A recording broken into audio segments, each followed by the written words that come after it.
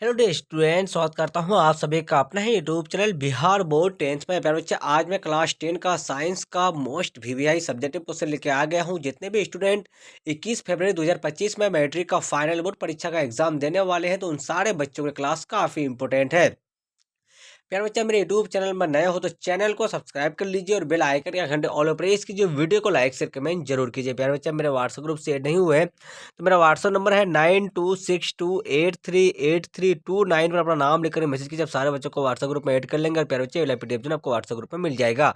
और प्यारे बच्चा, आप सारे बच्चे को पीडीएफ चाहिए और सब्जेक्ट का ऑब्जेक्टिव और सब्जेक्टिव का नोट्स चाहिए प्यारे बच्चे, तो आप सारे बच्चे जो ना इस नंबर से संपर्क कीजिए। आप सारे बच्चों को नोट्स मिल जाएगा एकदम। प्यारे बच्चे, आपको वही क्वेश्चन मिलेगा ओनली फॉर 199 रुपया में, जो आपके एग्जाम में यानी फाइनल परीक्षा में जो हूबहू पूछा जाएगा आपके एग्जाम में, वही क्वेश्चन आपको दिया जाएगा। तो प्यारे बच्चे, आप लोग बिना देर के फटाफट से आप लोग नोट्स ले लीजिए। चलिए प्यारे बच्चे, यहाँ पे देख सकते हैं आप लोग सेकेंडरी स्कूल एग्जामिनेशन 2025 का पेपर है।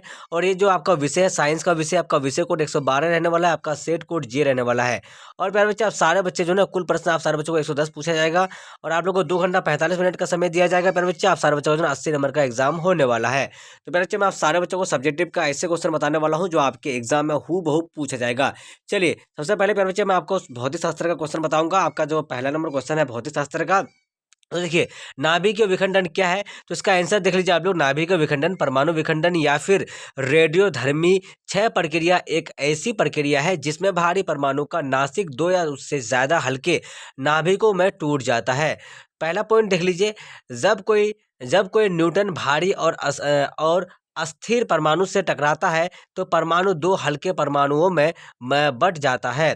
दूसरा पॉइंट देख लीजिए प्यारे बच्चे, क्या है आपका? तो इस प्रक्रिया में बड़ी मात्रा में ऊर्जा और नए परमाणुओं का विखंडन लगातार जारी रहता है। इसे हम लोग श्रृंखला प्रतिक्रिया कहते हैं।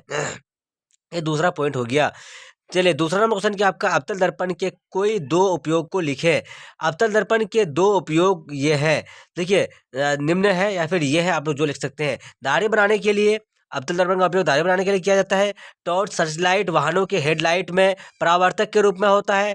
मेकअप मिरर के रूप में होता है। उसके बाद सौर भट्टियों में होता है। ये माइक्रोस्कोप में भी होता है। तो प्यारे बच्चे, आप लोग को 2 उपयोग लिखने बोला है, आप सारे बच्चों को मैं 5-5 उपयोग बता दिया हूँ। चलिए, आप लोग को याद रहने के लिए यहाँ पे आप लोग और भी देख सकते हैं। माइक्रोस्कोप के बाद आप दूरबीन में देख सकते हैं। डॉक्टरों और द्वारा नाक, कान, गला इत्यादि की जांच करने में इन सारा जो है प्यारे बच्चे अवतल दर्पण का ही उपयोग किया जाता है। उसके बाद चलते हैं हम लोग तीसरा नंबर जो क्वेश्चन आपका है प्यारे बच्चे, तो क्या आपका विद्युत विभव की परिभाषा दे एवं इसका एसआई मात्रक लिखें। तो इसका आंसर देख लीजिए आप लोग। किसी बिंदु पर विद्युत विभव को उस कार्य के रूप में परिभाषित किया जाता है जो इकाई धन आवेश को अनंत से उस बिंदु तक लाने में किया जाता है। विद्युत विभव का एसआई मात्रक वोल्ट होता है, वोल्ट यानी भी है। इसे जूल प्रति कुलाम के रूप में भी लिखा जा सकता है। ये तीसरा का आंसर हो गया।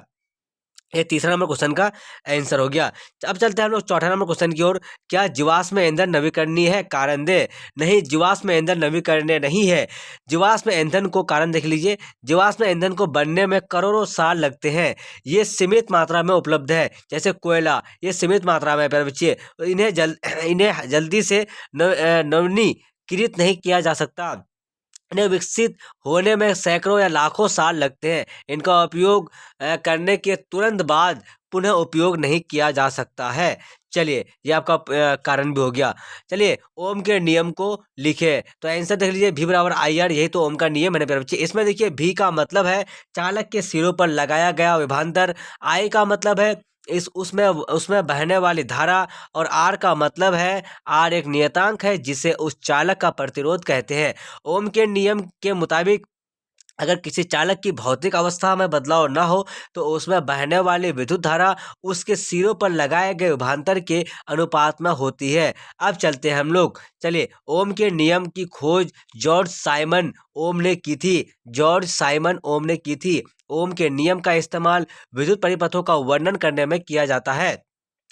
6 नंबर क्वेश्चन देख लीजिए आप लोग। दृष्टि दोष क्या है? ये कितने प्रकार का होता है? तो प्यारे बच्चे, आप सारे बच्चों को मैं जितना भी क्वेश्चन बता रहा हूँ, ये मोस्ट वीवीआई और सब्जेक्टिव क्वेश्चन है प्यारे बच्चे, जो आपके एग्जाम में साइंस का पेपर में हूबहू इनसे बहुत सारा क्वेश्चन पूछा जाएगा। तो प्यारे बच्चे, आप सारे बच्चे मेरे यूट्यूब चैनल में नए हो तो चैनल को सब्सक्राइब कर लीजिए और बेल आइकन का घंटे ऑल प्रेस कीजिए। वीडियो को लाइक शेयर कमेंट जरूर कीजिए। प्यारे बच्चे, मेरे व्हाट्सएप ग्रुप से ऐड नहीं हुए हैं या आप सारे बच्चों को पीडीएफ चाहिए तो मेरे इस नंबर से संपर्क कीजिए प्यारे बच्चे, 926283 838329 पर आप लोग जो है मैसेज भी कर सकते हैं या फिर कॉल भी कर सकते हैं पीडीएफ के लिए। अब सारे बच्चों को ओनली फॉर प्यारे बच्चे 199 रुपये में जो है ऑब्जेक्टिव और सब्जेक्टिव का ऐसे नोट्स दिया जाएगा जो आपके एग्जाम में हूबहू पूछा जाएगा। प्यारे बच्चे आपको और कुछ नहीं पढ़ना है, सिर्फ मेरा नोट्स ही पढ़ लेना है। बाकी आप लोग एग्जाम में प्यारे बच्चे 480 प्लस भी नंबर ला सकते हैं, ये मेरा गारंटी है प्यारे बच्चे। चलिए मेरा खुद का एग्जाम है प्यारे बच्चे, 99 नंबर जो है उर्दू में आया है, 99 नंबर उर्दू में, समझे। तो इसलिए आप सारे बच्चों को मैं बताना चाहता हूँ कि आप लोग को मैं जितना भी क्वेश्चन दे रहा हूँ प्यारे बच्चे, तो आप लोग जो है ना बस उतना ही याद कर लीजिएगा, तो आप लोग एकदम जो है ना अच्छे मार्क्स से पास हो सकते हैं। चलिए अब चलते हैं हम लोग 6 नंबर क्वेश्चन की ओर। क्या दृष्टि दोष क्या है, ये कितने प्रकार का होता है? तो आंसर देख लीजिए आप लोग। दृष्टि दोष आंखों में होने वाली एक समस्या है जिसमें आंखों बहुत पास या बहुत दूर की चीजों को साफ नहीं देख पाती। आमतौर पर दृष्टि दोष 3 तरह के होते हैं: निकट दृष्टि दोष, मायोपिया, दूरदृष्टि दोष, दूरदृष्टि दोष।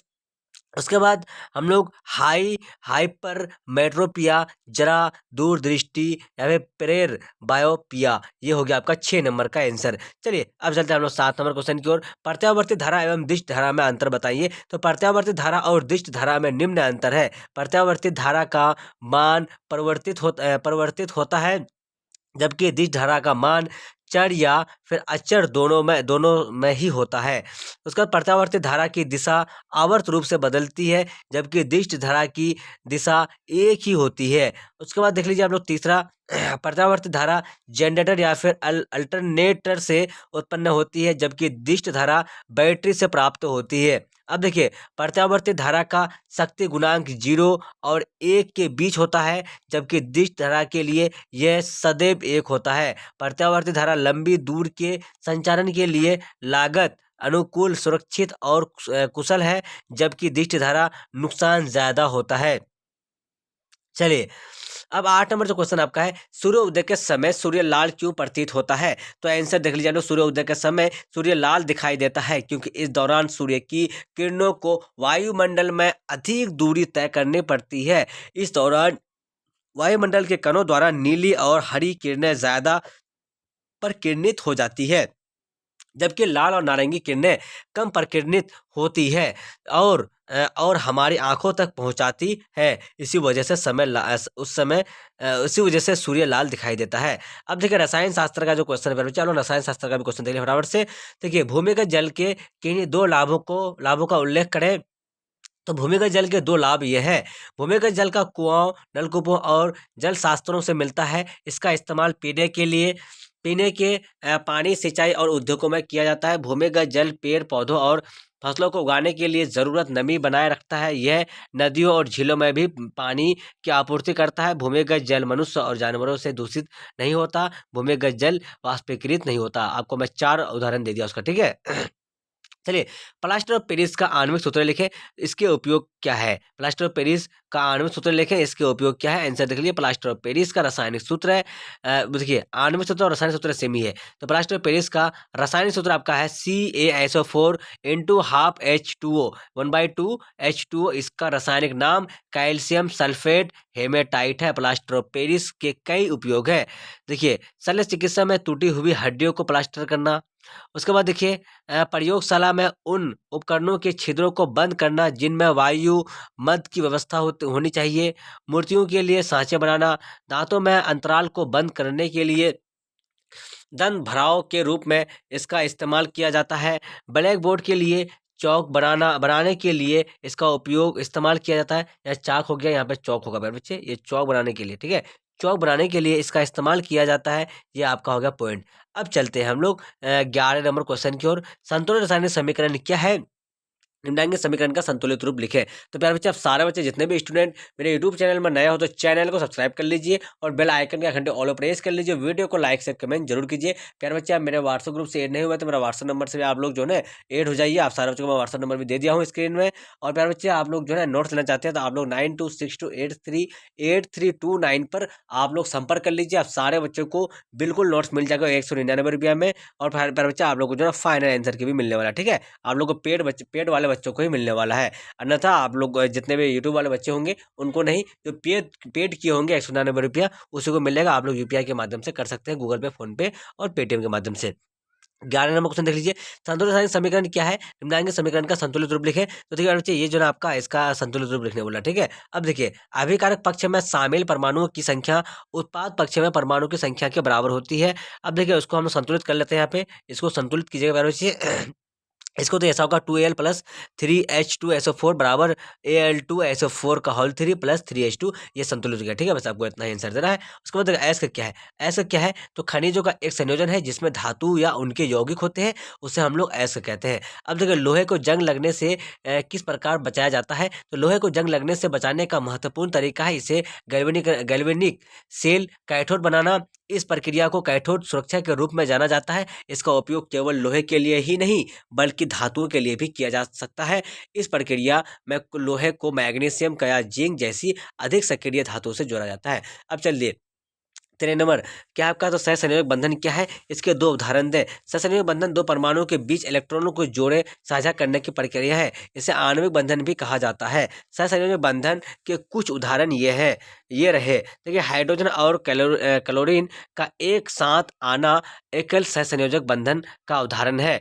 दो ऑक्सीजन परमाणु ऑक्सीजन का एक अणु बनाने के लिए एक साथ आते हैं तो हम इसे दोहरा दोहरा सहसंयोजक बंधन कहते हैं। दो हाइड्रोजन परमाणु भी एक साथ मिलकर एकल सहसंयोजक बंधन बनाते हैं।